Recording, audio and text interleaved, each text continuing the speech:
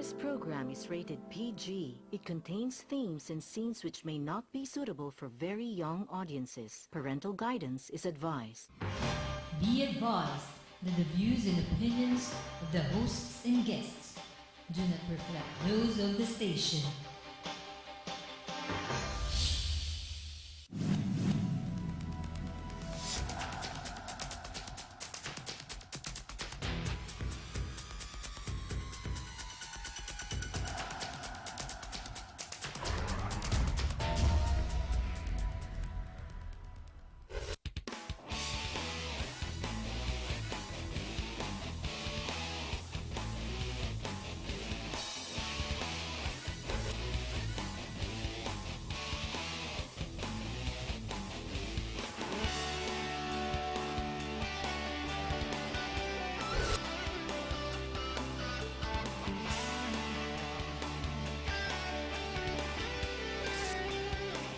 You are what you watch.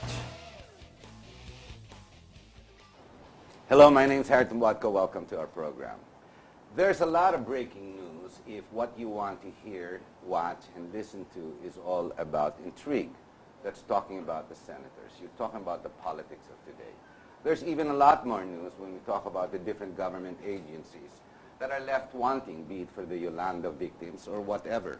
On the international front, of course, we've got the really crazy people who are shooting each other. I'm not sure if I want to side with or against the Muslims who seem to want to take themselves out. It bothers me that the nonstop drama of shooting, bombing each other just rages. It just continues. Then, of course, we've got China, and of course, we've got the Vietnam and Japan and us, and all our little issues. Let's see, the latest being the police are given 30 days to clean up their act. I'm trying to figure out why they didn't do that 30 days ago. Why only now?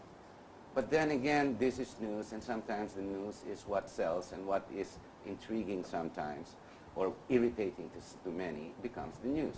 Ladies and gentlemen, here in GNN, especially in this show, as you well know, I'm very political, and I have a really loud mouth. I take a position, I take a strong bias, as you can well see.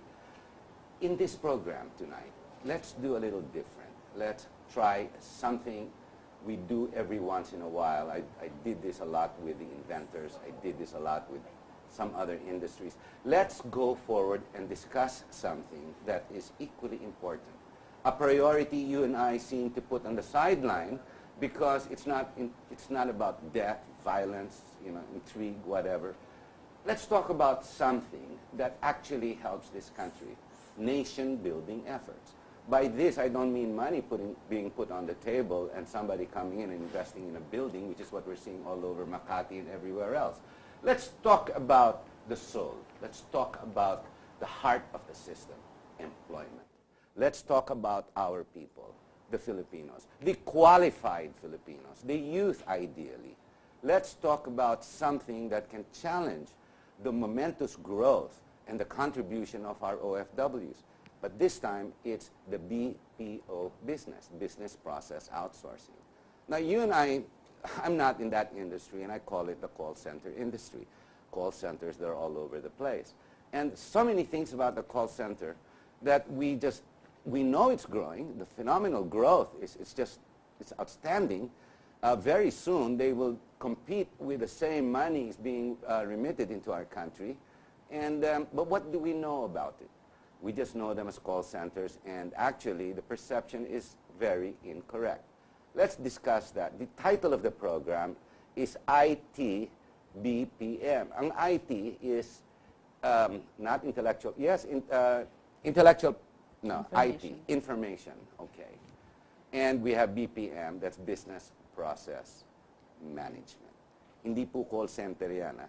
Our guests, okay, from my right side, we've got David Lalonda. He's the CEO of Shore Solutions. Beside him is Ms. Penny Bongato, Executive Director, Talent Development of IBPAP. What does that stand for, ma'am? IT and Business Process Association of the Philippines. The Association of the Business Process. Then we have Jemiah Diaz, Rivera, Senior Marketing Manager of IPAP. How do you IBPAP. IBPAP. IBPAP. Well, I thought I had to pronounce it all in one syllable. Mahirap. IBPAP.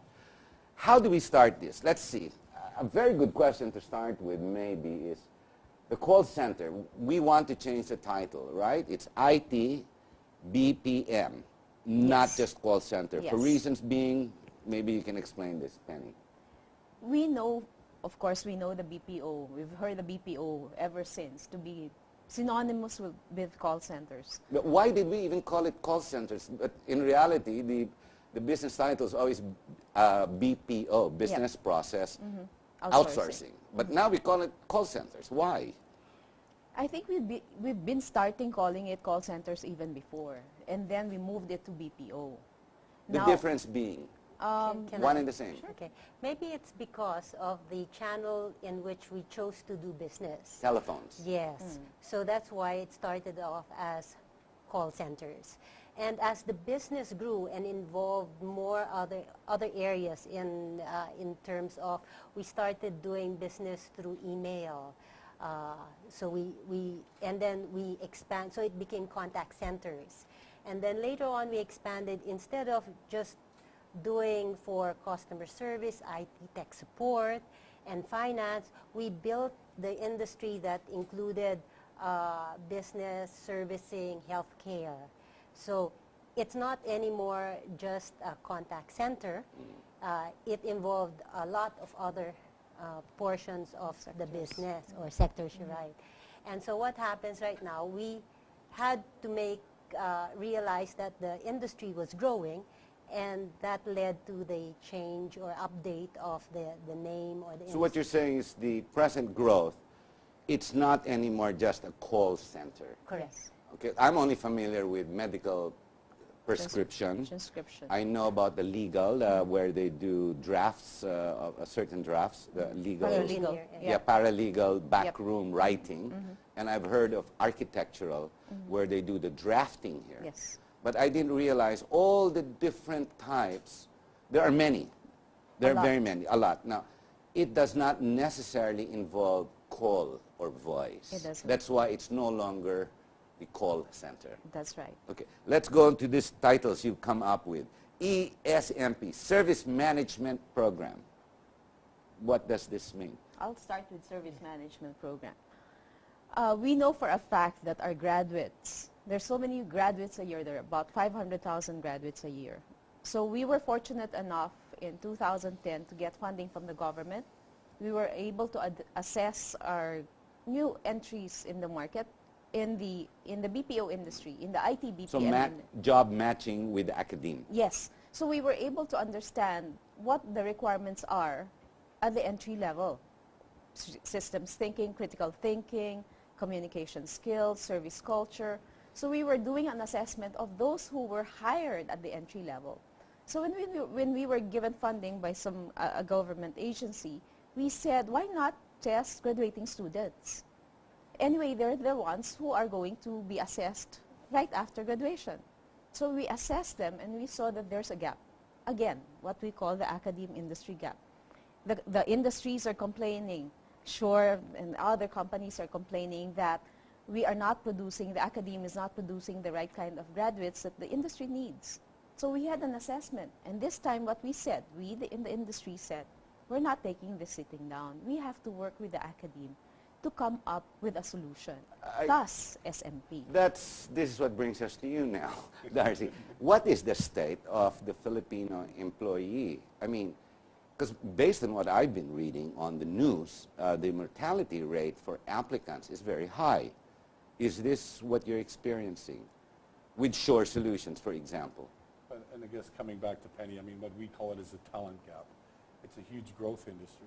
We need to continue to bring in fresh graduates. We need to mentor and grow the current employees into middle managers and continue the evolution of their programs in terms of the work life. But unfortunately, what I'm seeing, and I've been based in the Philippines for 15 years. Oh, you've been here a long time. I've been here a long time. The English isn't as good as it was 15 years ago, which I think is unfortunate. And I think this is one of the areas where we're working with Penny and her groups to find ways not to only deal with things like the English language, because when we talked about the contact center and call center, that was evolution number one of really the BPO industry, which was taking jobs away from India Yes. because our language here, it was much stronger and culturally sensitive than it was in India. So we really did take that, what we call voice. Yes. We took the voice, we became number one in voice. However, that evolution will eventually diminish. So what we want to move into is the higher knowledge-based processes. I don't understand this. You are the foreign investment. You're coming in with the business. You are employing Filipinos, and you're reaching out to the academe and saying, hey, we need more people. We need more qualified people. Is this the situation? It's the other way around. I thought they came in and boom, we just took everybody in. It's not necessarily true. Like, well, as said, it's the mortality rate is bad. And you're saying the English today is worse, or it's not as good a position as it was 15 years ago. Maybe because we didn't employ that many then. Well, I guess perhaps I think we've had some struggle, funding some of the development in our public schooling systems, and I think it's time to really focus on that. One of the areas we're moving in is not just focusing on the considered tier 1 universities. It's also talking about some of the provincial universities, some of the less big name universities. Is this the language, English, basically English proficiency? Not necessarily just English proficiency. It's not critical thinking? It's critical thinking. So you're not talking 6 maths. You're talking of proper education. Exactly. And that is why, as I mentioned, when we did the assessment of the 20,000 graduating students in about 95 schools nationwide from Baguio all the way to Zamboanga, we saw the gap.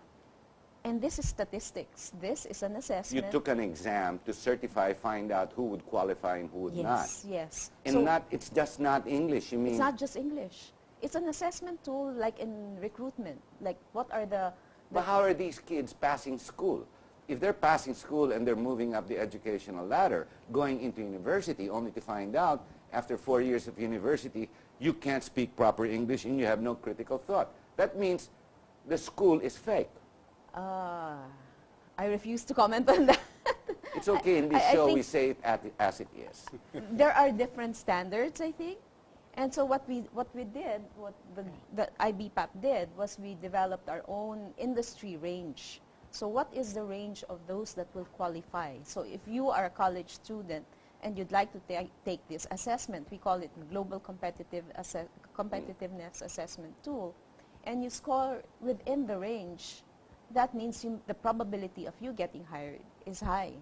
So when we saw that the scores were relatively low, we, the industry, together with academe, we worked together. So in 2012, 2011, we started developing a program. Again, this is the true industry-academe collaboration. Group of companies like Accenture, IBM, HP. That's the employment group. Yes.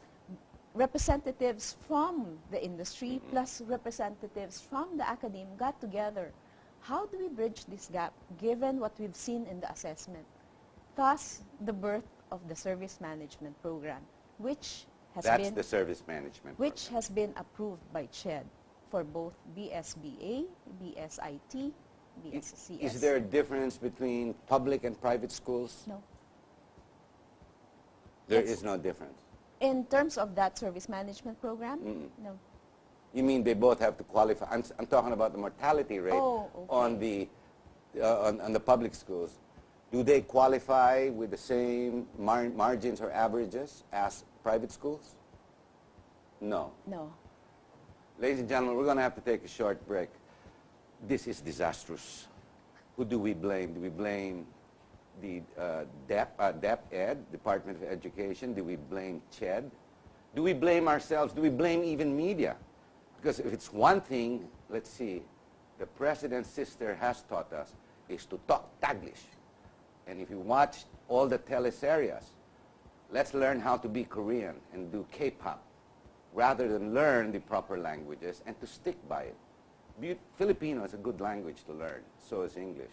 If only you can speak it right rather than making it sound like what they call Carabao English. Now, critical thought, ooh, different story. That's proper education. Stay with us, and when we come back, let's go deeper into that. What exactly is critical thought? Who's educated and who's not? Are you?